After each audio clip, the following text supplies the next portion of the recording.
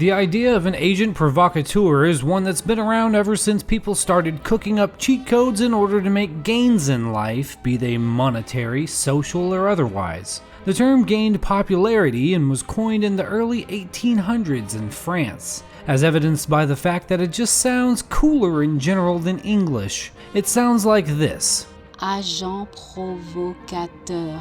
See? The man generally agreed to be the main dude during this time as far as employment of agents provocateurs goes as Eugene Francois Vidot, a soldier, expert fencer, womanizer, forger, master of disguise, and career criminal turned police chief, responsible for 811 arrests in just one assignment. He founded the first known detective agency, mostly staffed by ex-convicts, pioneered many revolutionary criminology techniques, and was the inspiration for two characters from Les Mis and the main character in The Murders in the Rue Morgue by Edgar Allan Poe, considered to be the first detective novel. Really, this guy is a whole video to himself, which I just might do some other time. What's important here are Eugene's problem-solving tactics. Using his mastery of disguise and forgery, Vidot trained both his officers and detectives in the art of worming their way into public unnoticed and navigating their way into trouble.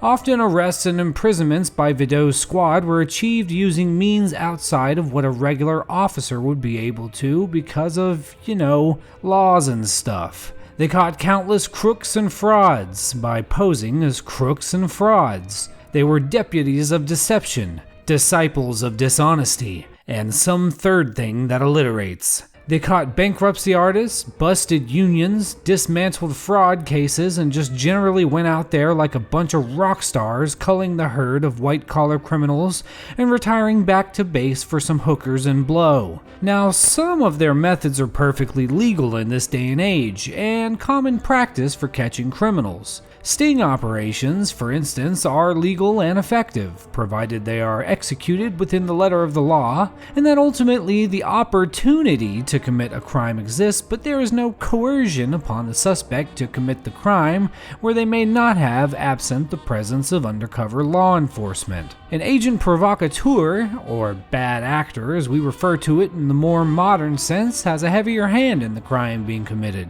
sometimes inciting incidents or events in order to nudge the course of the operation into a position where violence or other criminal activity can happen, with the criminal in question feeling like they are just following the leader, so to speak, or that their criminal actions were instead a reaction to the outside events.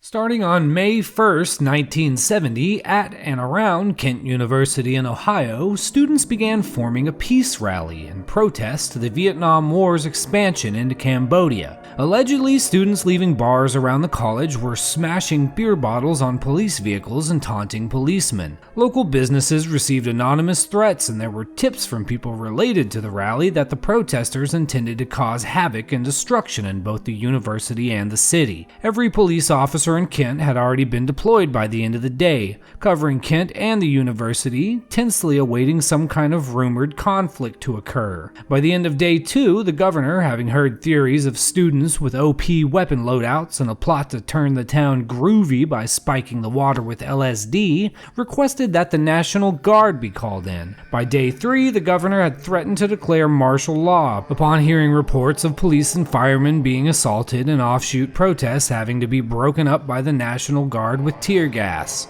On May 4th, another protest had been scheduled at noon on campus, and up to 2,000 people had showed up. About 300 stationed at the Victory Bell in the Commons, and about 1,000 on a grassy knoll overlooking the Commons. Uh-oh, never good when a grassy knoll makes an appearance. There was a lot of speculation as to exactly what caused the National Guard to begin firing on the protesters, but what is known for sure is that once the dust had settled, 4 students were dead and 9 were wounded, marking the first time in U.S. history that a student was killed by our own military. Members of the National Guard and some audio evidence indicated that prior to the initial volley of gunfire, there was a single shot fired from an unknown origin, which in turn caused National Guard commanding officers to authorize the use of force against the crowd. Terry Norman was a junior at Kent State College, a freelance photographer, and was present during the events of May 4th. Prior to the Kent State protests, Terry was an informant to the Akron, Ohio Police Department, supplying information about the National Socialist White People's Party, for which he was paid $125. He also sold photographs of interest to the Cleveland Police Department, though in what capacity he captured said photographs is difficult information to obtain. Terry Norman was the only student at the protest who was armed. Specifically, he had a .38 caliber Smith & Wesson revolver, which interestingly enough had originally been obtained by the Akron Police Department and sold to Terry, then was turned over to the National Guard during an incident which we'll discuss in a moment, and subsequently lost for years, reacquired, broken down to parts, replated, and ultimately returned to stock for resale. With the help of a campus police officer, Terry had obtained a press pass under questionable circumstances from the National Guard, claiming he was asked by the FBI and the police department to take pictures of the protest, a claim which was denied initially by the FBI, who said at the time that they had no idea who Terry was. At some point during the commotion, it was reported by several National Guardsmen that Terry approached the guard, being pursued by a group of students who claimed he had shot and killed another student. Terry was then noted as telling a guardsman that he thought he shot another student. Apparently, Terry had gotten into some kind of altercation with the students, which culminated in said students attempting to beat the brakes off of him. He drew his weapon and fired before retreating to the National Guard for safety. The exact circumstances of the timeline and what was said by who are a little bit difficult to nail down, but it is confirmed by members of the National Guard that Terry self-admittedly fired on another student before surrendering the firearm to the National Guard, where it ultimately ended up in the hands of the FBI, who did not test it for ballistics due to it passing through too many hands on the way to them. Some speculate that this shot, fired by Terry Norman, was the initial shot which caused the National Guard to begin firing on students. It is noted in FBI files surrounding the investigation that one of the 5 rounds recovered from Terry Norman's firearm was a different type of round from the others, particularly that the other 4 rounds were hollow points, with the last being a metal piercing type, whatever that means. Gun boys, sound off in the comments. Further analysis of photos, videos, and audio recordings taken during the protest, as well as countless witness statements, seem to land on either side of what prompted the National Guard's fire, depending on who you ask.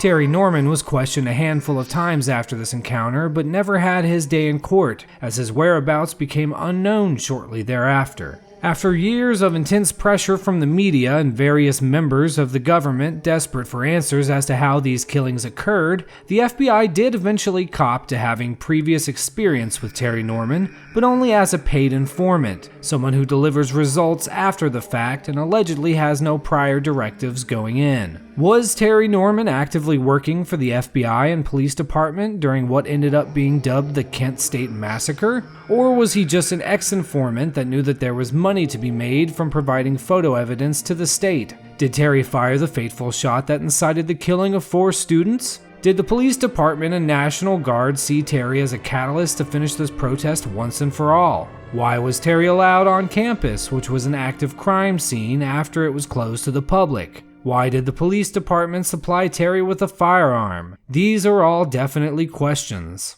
There are many details about the Kent State shootings that will never be known, but there are also 110 pages of a FOIA request relating to Terry Norman's involvement in the incident that can be known if you, like I did, wish to pore over them and draw your own conclusion. Link will be at the end and in the description. Terry Norman now sells used cars in North Carolina and has gotten into trouble a couple times since, notably for embezzlement. While Terry Norman can be considered an agent provocateur, it may be more accurate to describe him as a faux activist. Terry was a student at the high school and used his unique position to gain access to social groups and report about them to the FBI and local police. He was, allegedly, just an informant. An operative, however, is an individual who already is employed as a law enforcement officer or government agent who plants himself into these groups undercover and guides or supports their activities with an intended result. Take Bob Lambert, for instance. Bob Lambert, a former undercover police officer, has told Channel 4 News of the full extent extent of his clandestine infiltration of pressure groups. Bob Lambert joined the London Metropolitan Police Service in 1977, by the end of the decade being promoted to Special Branch, which was basically a counter-terrorism unit. Bob infiltrated and spied on animal rights groups, anti-racist groups, and environmental groups under the alias Mark Robinson, but still went by Bob, as he was good at his job, but not great at his job, I guess.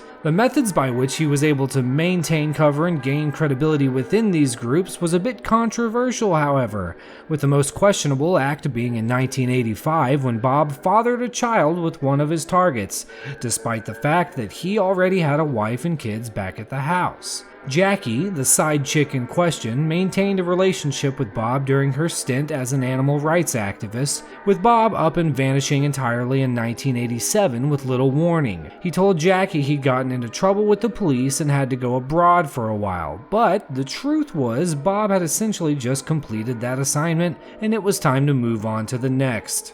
It must also be said that during the same era, Bob Lambert was maintaining 3 additional relationships with 3 other women, one of whom was not even necessarily an activist, but was the 80s equivalent of woke. That was good enough for Bob to arrange having his buddies at the police department bust in and raid her home in an attempt to strengthen his reputation as a militant anarchist, while this poor woman just had to clean up the mess and wonder what the hell happened. In 2004, some of these undercover operations having come to light, several victims of police philandering, including Jackie, were awarded compensation by the Metropolitan Police Service for having been tricked into having relationships with various undercover officers. What, you thought Lambert was the only Bobby getting it in? Guess again. Jackie received £425,000. Happy ending. Bob Lambert wasn't only caught dipping his finger in the honey jar, however, he was also accused of planting a bomb at a department store during his time undercover with the Animal Liberation Front, which he denied, obviously. He also co-authored the McLibel pamphlet, which can be read in its entirety online through the link in the description. The pamphlet is basically an indictment of McDonald's and how its food affects humans and the environment adversely, which led to a decade-long court case, one of the longest in UK history. It's also possible he was detained under other aliases running disruptive operations in other activist groups, according to The Guardian. Bob's alias Mark Robinson even came under scrutiny when it was discovered that rather than just inventing the name, he had actually stolen the identity from a 7-year-old who had died of congestive heart failure. Bob was using the documents of a dead child to cement his place in the activist community. After having one too many accusations of tactics unbecoming an officer of the law, Bob left the police force and took up a job in academia, which went well until Jackie's 2004 court case, which brought all of his 80s shenanigans back to light. From there, he became an independent academic and actually went on to reunite with the child that he had fathered back in 1985, because despite all of the lies and betrayal, Jackie forgave him. Maybe not entirely, but enough to allow him back into her life in some fashion. As an agent provocateur, Bob Lambert took on a more active role in all of the operations and events he participated in, living full lives undercover where he allegedly planted bombs and distributed leaflets himself, rather than just being a bystanding informant. His actions caused direct consequences in many ways, and his management later in his career of a squad using similar tactics, trained by Lambert himself, undoubtedly had effects on society as well. Now, what if you want to nudge public perception, have protests, and influence politics, but you don't have the convenience of having a fully trained squad of agents to infiltrate activist groups on your behalf and enact changes? Well, you're in luck, because you can just buy the whole damn rally and place it wherever you want, provided you have the coin.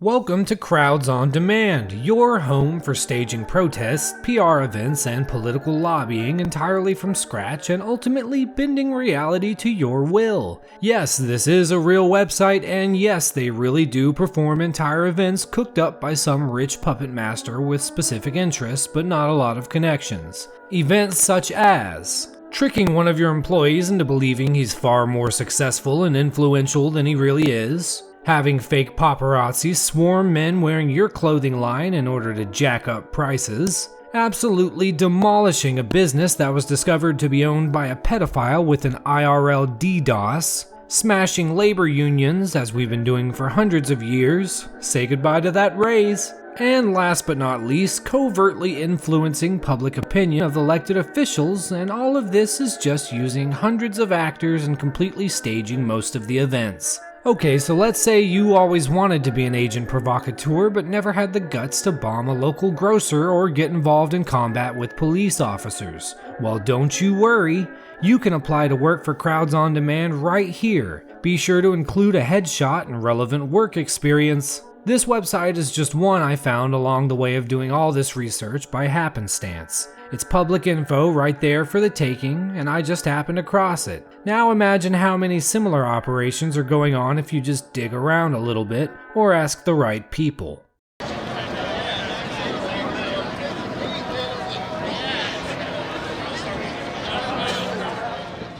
Agent provocateurs and faux activists have been there all along, right under our noses just like Bob Lambert's mustache. They operate undercover, or in the open, or from afar with varying degrees of involvement and government connection. The only thing that has changed in this day and age is the tactics, which have moved online in a big way, and access to information. You may have heard the anecdote about a large percentage of Christian Facebook groups secretly being run from bot farms in Russia, who would recruit real-life members into the group, intentionally stage a pro-Christian rally right across the street from a mosque, then sit back and enjoy the show. This is a destabilization tactic that many would argue works better than any pamphlet. What's being referred to here is the Russian Internet Research Agency, which sounds harmless enough until you realize that, allegedly, it was just a handful of people inside this building which somehow caused a measurable difference in the 2016 US election. Here's how US prosecutors say it went down. The Internet Research Agency, or IRA, acquired thousands of social media accounts, mostly Instagram and Facebook, through various means.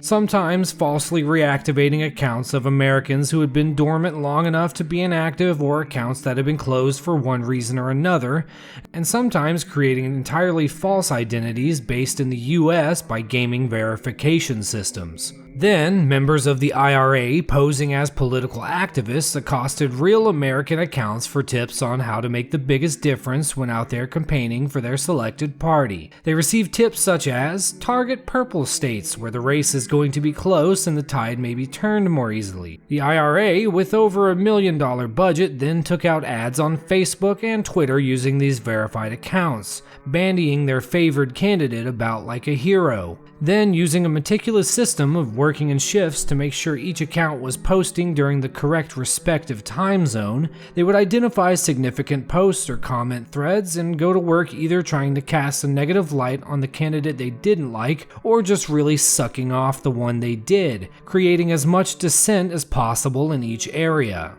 Allegedly, the IRA was so effective in this manner that some US businesses hired them to continue going out and running ads on various social media networks and groups, obviously not knowing whom they were paying. Maybe. The online push into real groups led actual IRL Americans on the street, rallying on behalf of members of the IRA without even knowing it. Compound all of this action over the span of 2 years, starting in 2014 when the agency was established, and bing bang boom, you got yourself an election, baby. Now, that's all alleged, and obviously it is much more complex, but that's just an overview of what can happen. Of course, I would be remiss to not give honorable mention to the most modern accusations and events pertaining to agent provocateurs, such as reports of government-outfitted people in black trucks dropping off pallets of bricks near protests during the George Floyd era. The Umbrella Man from around the time of the same protests spotted wearing what looked like SWAT gear and inciting acts of violence and looting, who was later identified as being a member of a white nationalist group. Sound familiar?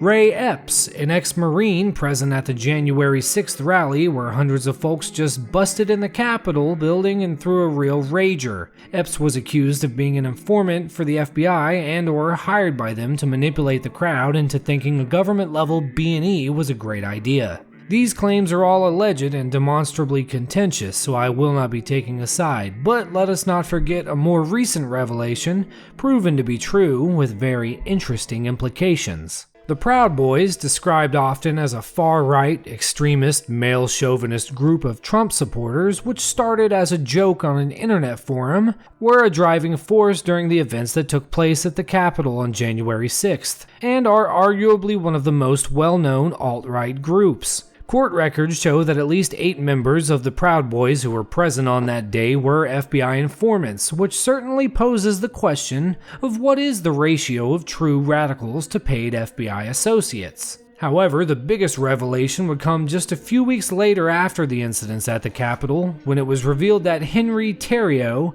leader of the Proud Boys movement, was a government informant himself, which was quite a shock to the Proud Boys supporters, especially seeing as the group were the most vehement propagators of the stolen election theory and sought to essentially overthrow the deep state and break down current governmental structures. It was shown through more court records and transcripts that Theriault had been cooperating with the government in at least some fashion since 2014, when he was accused of running some bizarre diabetic test strip flipping racket. Theriault had been arrested just 2 days before January 6th for an act of vandalism which he turned himself in for, ultimately preventing him from getting himself involved in the Capitol break-ins and avoiding what could have been a much more serious sentencing as we've seen over the past couple years. Seems a little too convenient for some people. Agent Provocateurs, be they a single bad actor, a brigade of baddies, an entire simulated crowd, or simply a trending post with a little too much engagement going on,